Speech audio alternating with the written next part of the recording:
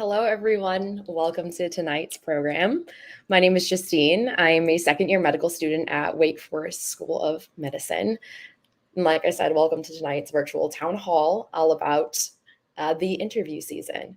So this year's med school application cycle is very much already underway, which is an exciting time for applicants, but it can also be extremely anxiety-provoking and challenging. Too often, applicants receive misinformation from misleading sources. And we already know that the application process is already long and challenging enough. And so getting accurate and honest information should not be a struggle for you guys. So before we begin tonight's program, I do just want to briefly talk about YPI, which is otherwise known as the Young Physicians Initiative.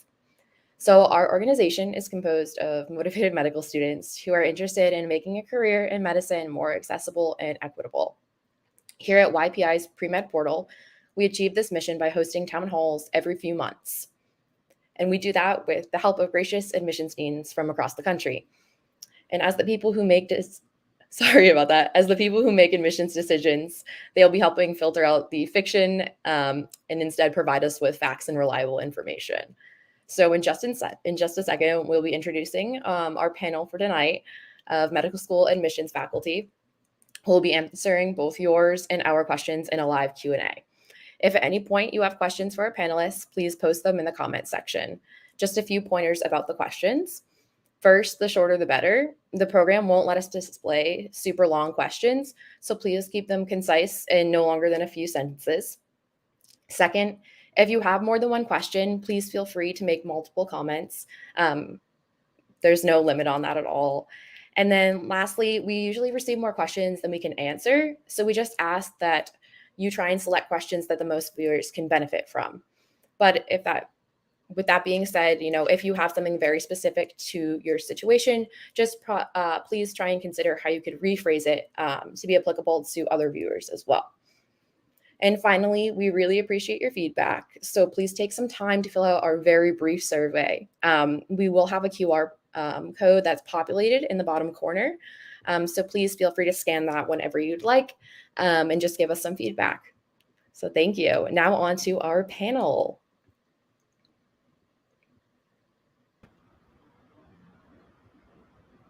All righty. Hello. So, okay, now we have everyone. So first, I'm going to introduce Ms. Korie Hawkins. She is the Assistant Director of Admissions and Outreach at TCU School of Medicine.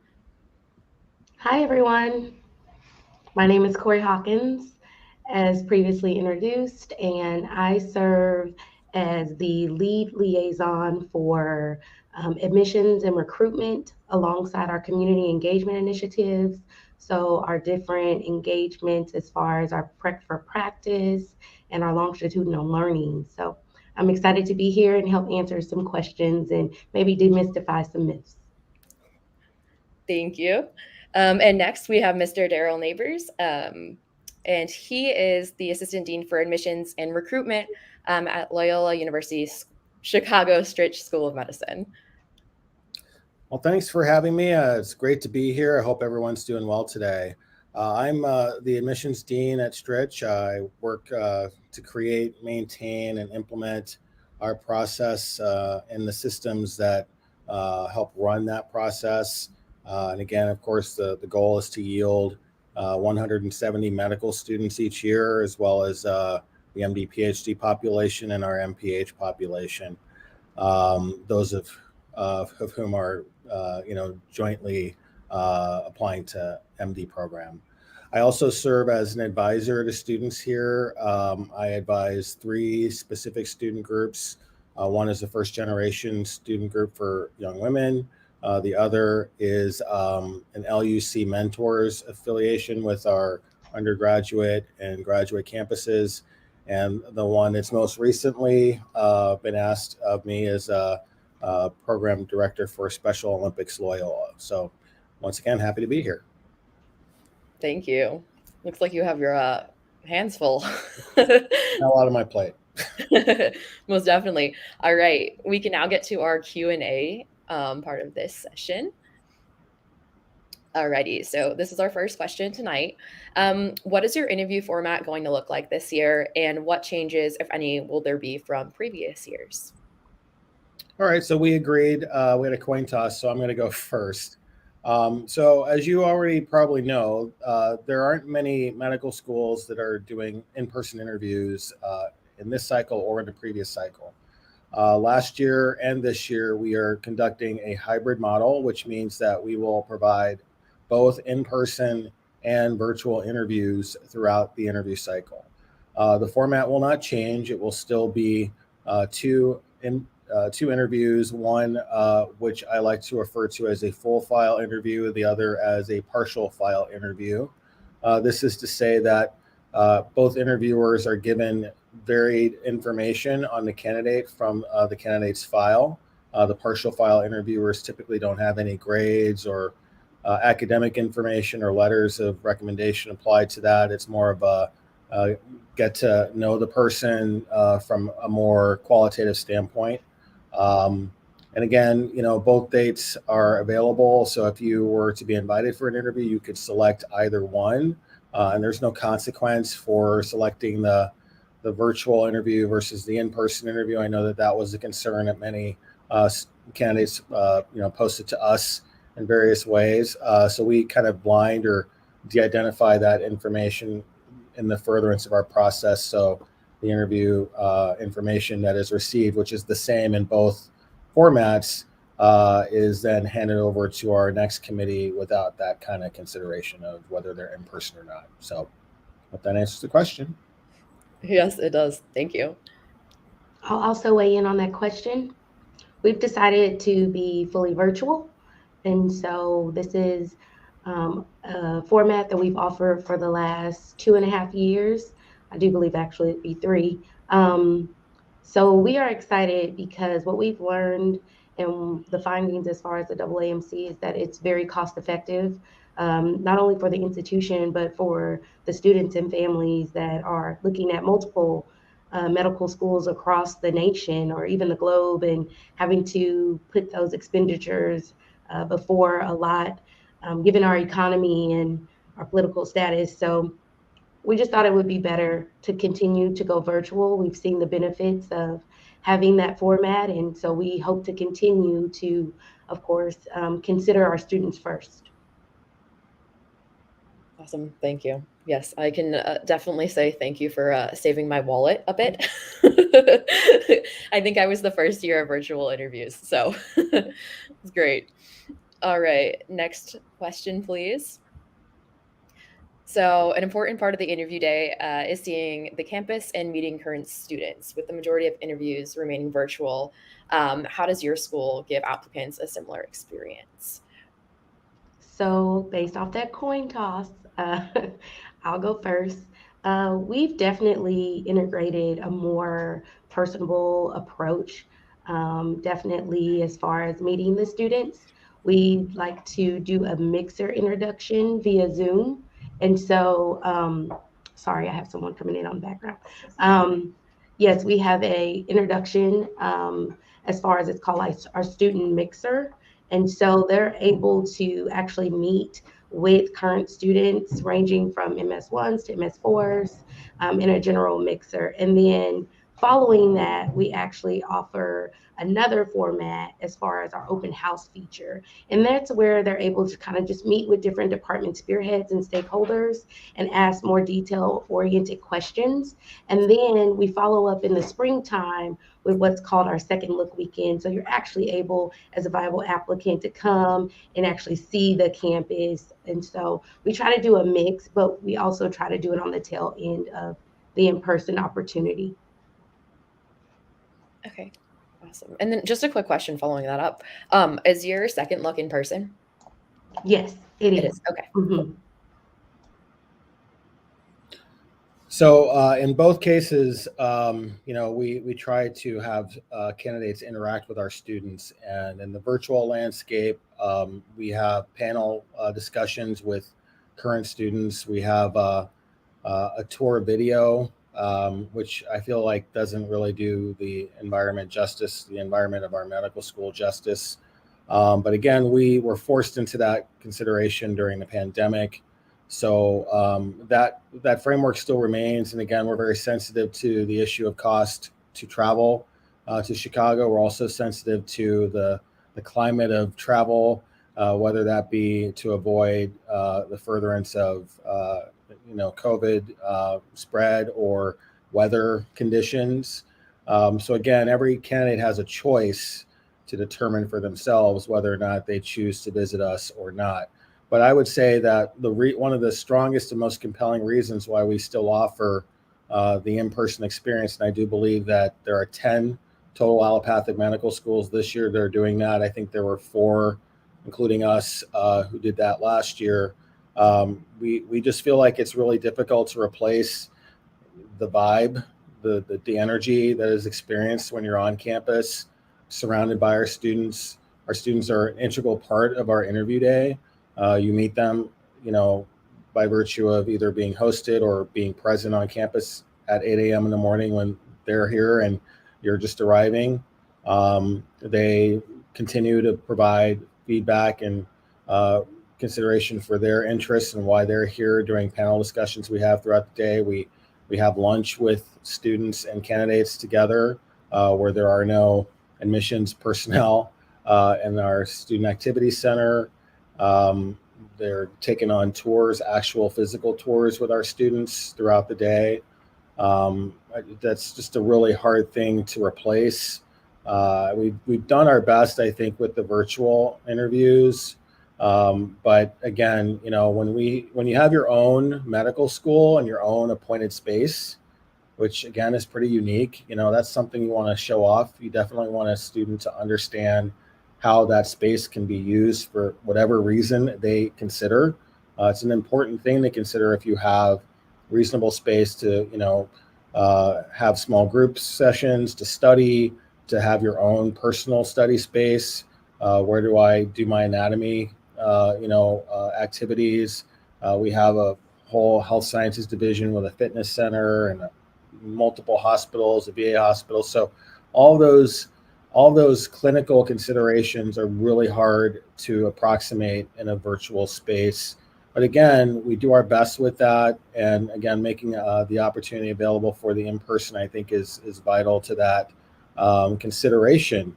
At the end of the day, I kind of look at it as, it's a pretty expensive proposition. You're literally buying a house with the money you spend on medical school. And I wouldn't buy a house, it'd be hard for me to buy a house just doing a virtual tour. And then, of course, with the second look, again, that is only for those who are accepted into the program for the most part. And again, I appreciate second looks. I think they have some utility. I've been doing this 17 years. When I first started in medical school admissions, the second look or revisit experience was very new. It was a very high yield kind of consideration where a lot of money was spent by the school to encourage and entice students to attend. And I think they've gotten better over the years. You certainly are not, getting a real day in the life experience on campus. It is a programming and yield event. So again, I think they're very important. We do second looks ourselves. We'll do ours live in the spring. But we also know that not every student's going to be able to make it. Again, there's another consideration for expense. So we will continue to provide that resource of information in a virtual capacity, but we will conduct an in-person second look as well. Okay, awesome. Thank you for all of that information. I'm sure our viewers very much appreciate it. Next question, please. Could you please share some examples from past interviews that have really impressed you? What did the applicants do well? Well, I'll go first. It's my turn to bat up. This is an interesting question. We've been having a lot of conversations as a committee about the interviews. I would say that, my perspective is unique in that I'm a dean. Faculty members, I think they also have a distinctive sort of element of their interviews with candidates that's unique, but we also encourage and have many of our students trained to do this work. And it's interesting to look at how that compares. I would think in many ways, the student interview would be a little bit more relaxed, and it often is. But I think the mistake a lot of candidates make is assuming that students are less desirous to dive into depth and meaning within the candidate's background. I think that for me becomes and continues to be the most important thing to try to figure out. Because again, and I think it's already been mentioned and said, there's a lot of misleading misinformation out there. One of the things I consider when we bring in candidates to interview is how have they addressed their consideration for us? Have they specifically mentioned a unique interest in our environment? With 155 different allopathic medical schools, there are distinctions among all of them. It's not just a numbers game. And I appreciate the opportunity to understand the distinction and importance of getting a lot of interviews so that you can actually go on those interviews and try to make yourself known. But from my perspective, I think the best interviews I've had have been the ones where the candidate comes fully prepared to share information about themselves. I've had great conversations about books I've read, about music, about musical instruments. I can recall a candidate that I interviewed. It must have been in 2019. She had this great musical background, but was a scientist, a basic scientist, but literally created her own instrument and was explaining to me how she put it together. And I mean, things like that.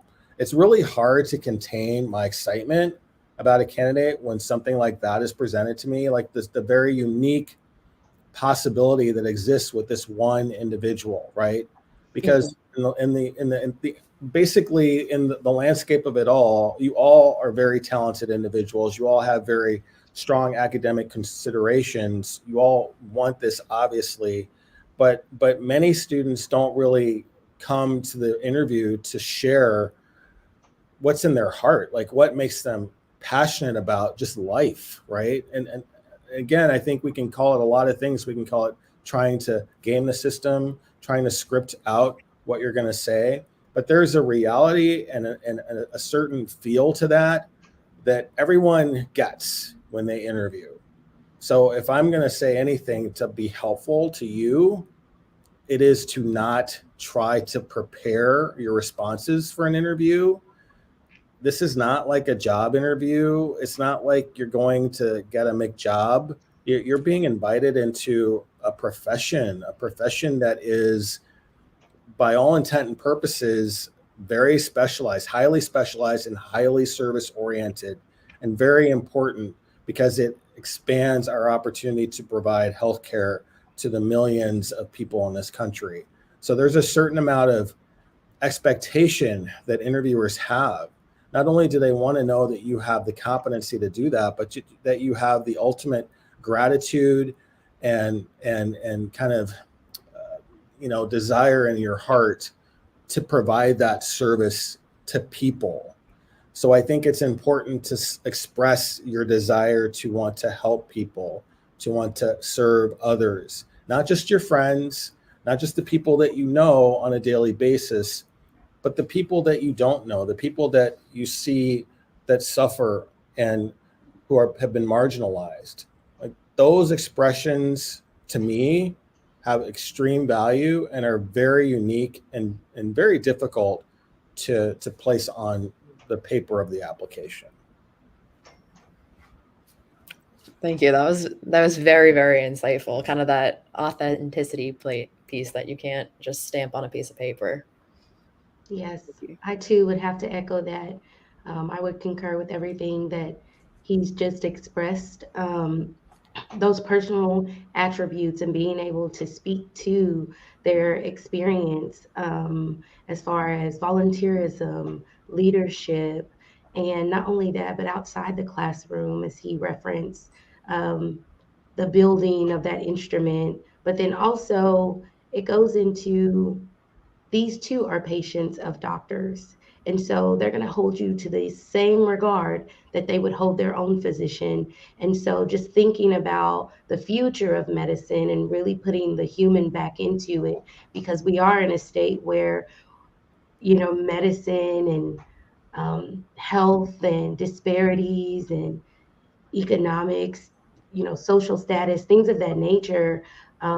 There's so many disparities.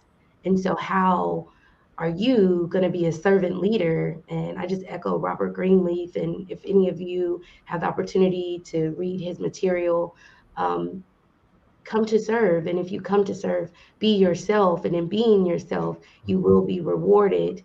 And so those interviewers are truly looking and listening at the words you are saying. And you can't prepare for what is going to be asked. You have to know and come from a sense of self.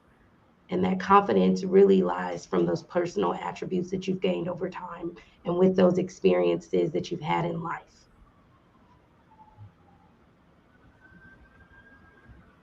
Thank you for sharing that. I really liked that quote also. I'm gonna have to go look that up after. But no, thank you. Those answers are both very, very thought out. And I wish I would have heard that, I think, before my interviews. So we can move on to the next question, please. If you had to choose one do and one don't for interviews, what would they be? I guess it's that. I like that, Dr. Neighbor. One don't is overthink it. The school that is meant for you will be for you.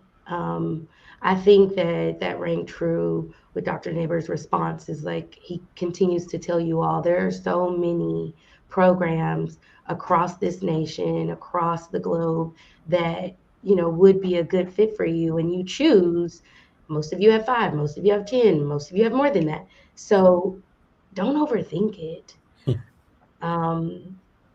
What's for you will be for you. And so holding true to that and pushing through and not giving up. So I think that's a, don't. And then if I choose a do, I would say what I just said, and that's be yourself and come from your own personal experiences in medicine and with patient exposure. And not only that, but also physician exposure, because based off of your own medical history, if you want a doctor who cares or who's just very nonchalant in their approach. So that would be my do's and don'ts. Great.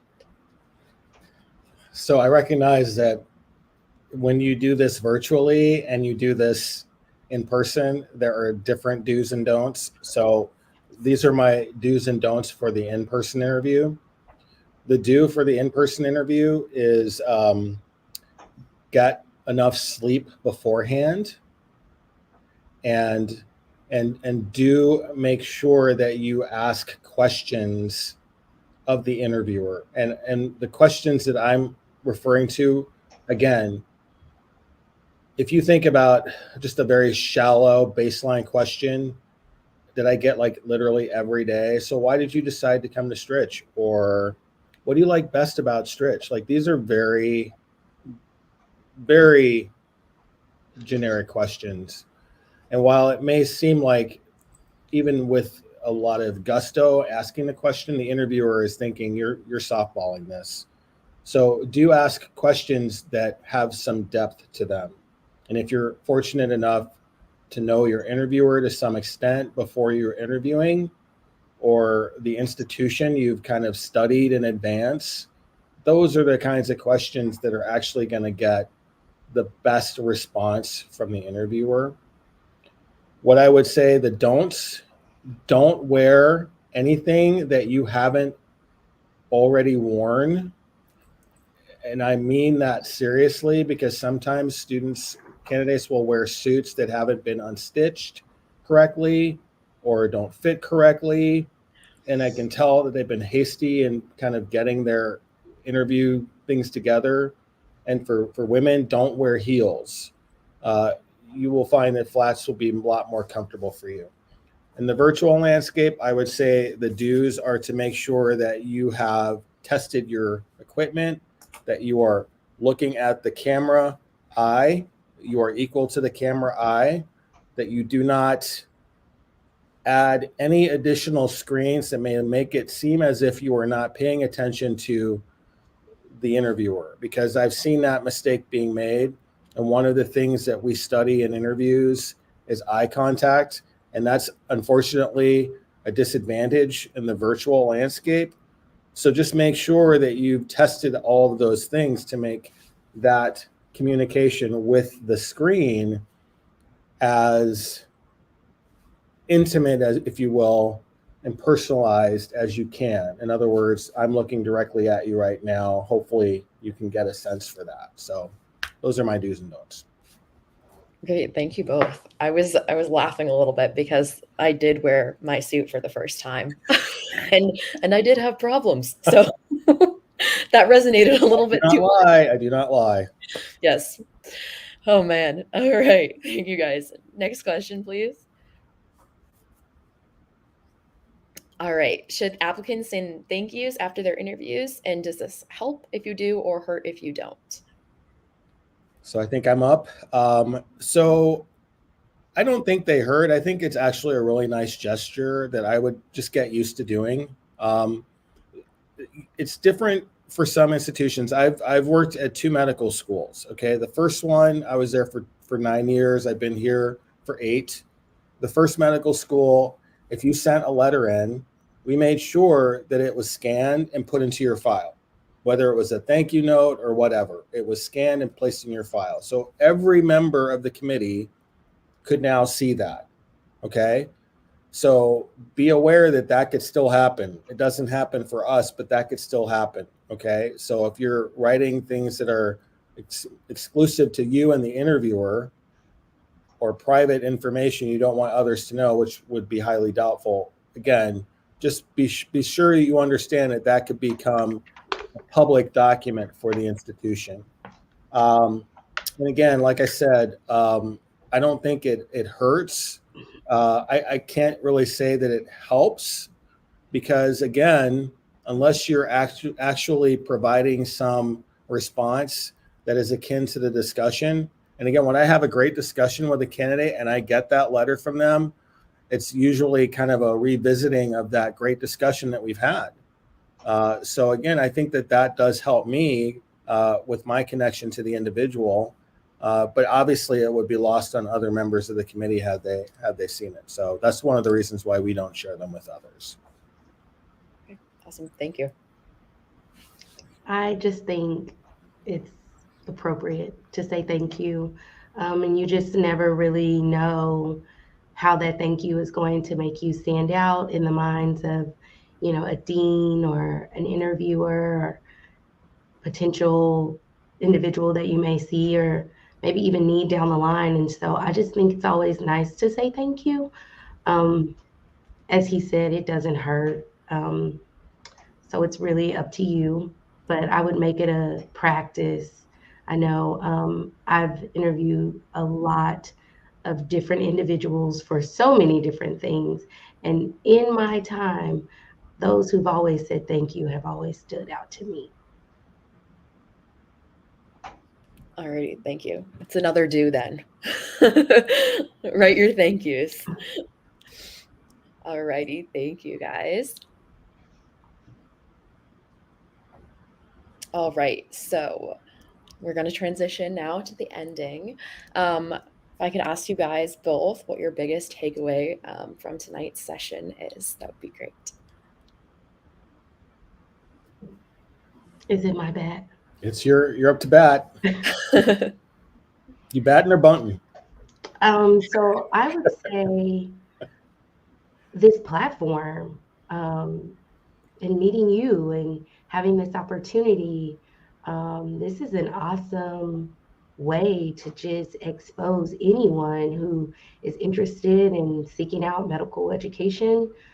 This is just so helpful, and to have the opportunity and to be so bold to go out there and solicit advice from anyone in medical education or working within these entities who can really help and serve. I think I would just say, like, my biggest takeaway is I would have no idea that this did exist. And so it's an amazing opportunity.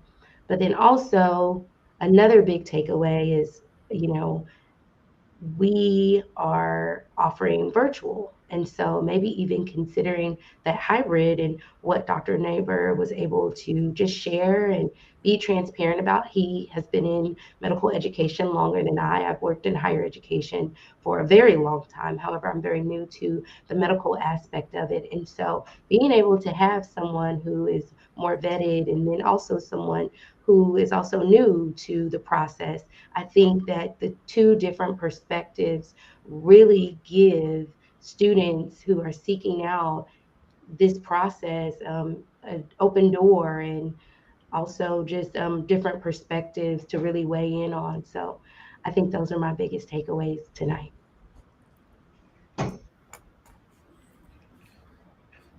Well, I would thank you for your comments, Korie. I would, again, it's an interesting time. I just came out of a committee meeting, so I'm full of all that in my head.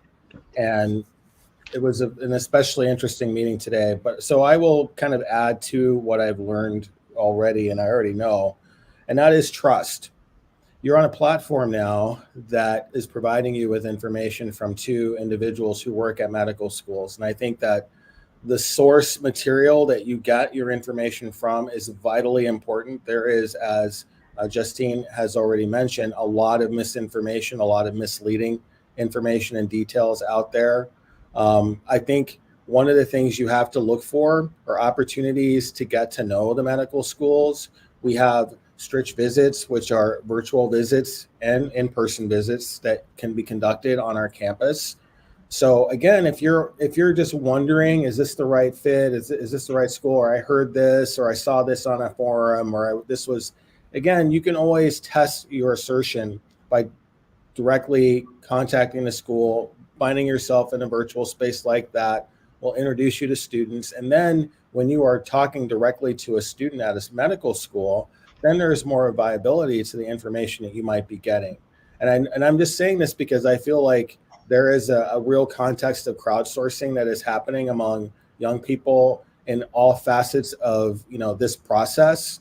And I don't always agree that it's the best way to conduct that sort of introspective at where to apply.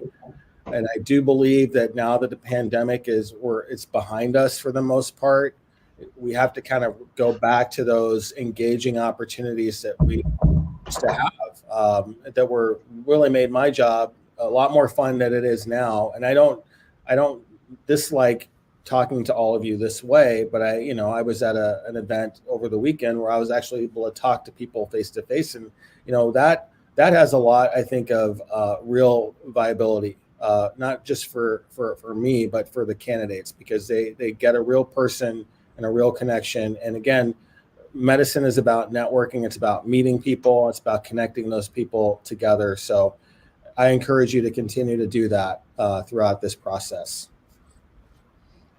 Thank you both so much for all of the information that you just provided. I think I wish I would have known this, when I was interviewing, because like I said, like all of the misinformation that's out there, there's just so much, everything I always read was, oh, make sure you have like your responses perfectly written out so that you can regurgitate them to your interviewer. And that's just the complete opposite of what you guys are saying, really making sure you're being authentic. So I think that, and then the cookie cutter questions, and that when I was interviewing, at least, that was a lot of the information out there. So I really appreciate you guys giving it a different perspective.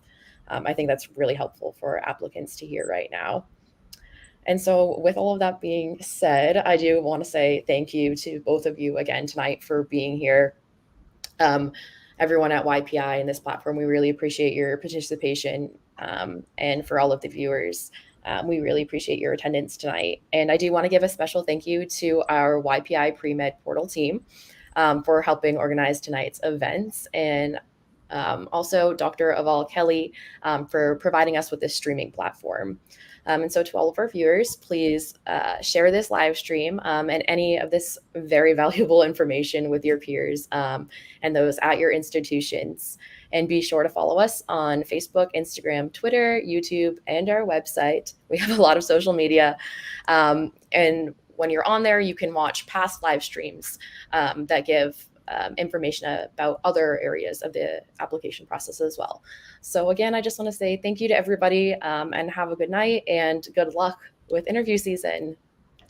Good luck. Yes, good luck.